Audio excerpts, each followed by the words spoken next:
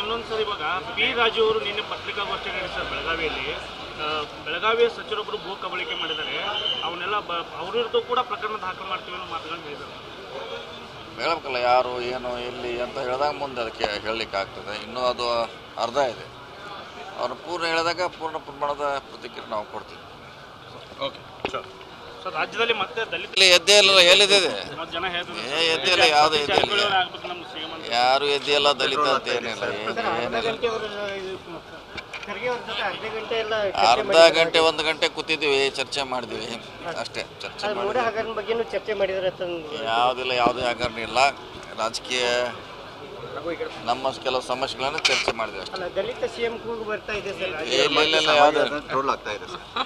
ಮಾಡೋರು ಅದಕ್ಕೇನು ಫ್ರೀಯಾಗಿ ಮಾಡ್ತಾರೆ, ಅದೇನು ಅದಕ್ಕೇನು ದುಡ್ಡು ಬೇಕಾಗಿಲ್ಲ, ಅವಶ್ಯಕತೆ ಇಲ್ಲ. ಟ್ರೋಲ್ ಹಾಗೆ ಆಗ್ತದೆ, ಅವ್ರವ್ರ ಅಭಿಮಾನಿಗಳು ಮಾಡ್ತಾರೆ.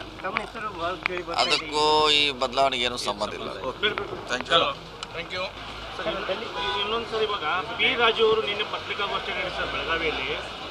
ಬೆಳಗಾವಿಯ ಸಚಿವರೊಬ್ಬರು ಭೂ ಕಬಳಿಕೆ ಮಾಡಿದ್ದಾರೆ, ಅವನ್ನೆಲ್ಲ ಅವ್ರ ವಿರುದ್ಧ ಕೂಡ ಪ್ರಕರಣ ದಾಖಲು ಮಾಡ್ತೀವಿ ಅನ್ನೋ ಮಾತುಗಳನ್ನು ಹೇಳಿದ್ದಾರೆ.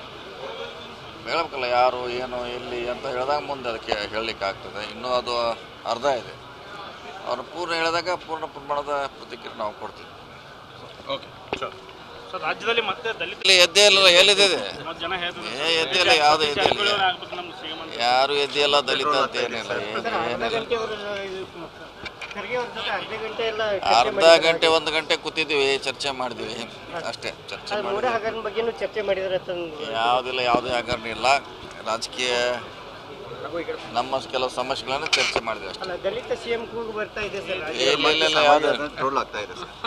ಮಾಡೋರು ಅದಕ್ಕೇನು ಫ್ರೀಯಾಗಿ ಮಾಡ್ತಾರೆ, ಅದೇನು ಅದಕ್ಕೇನು ದುಡ್ಡು ಬೇಕಾಗಿಲ್ಲ, ಅವಶ್ಯಕತೆ ಇಲ್ಲ.